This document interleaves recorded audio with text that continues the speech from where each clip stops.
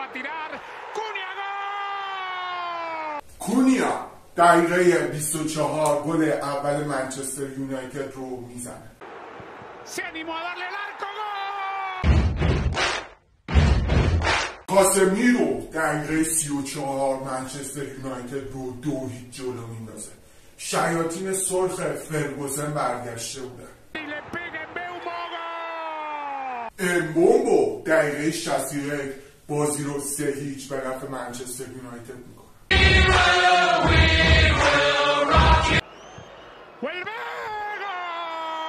دنی ولبک دقیقه 74 یک گل استثنایی.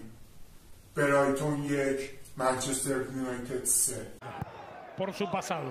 El centro viene gol. کوستولاس بازی رو 3-2 میکنه دقیقه 93. تیم برایتون تصمیم داره که برگرده به بازی.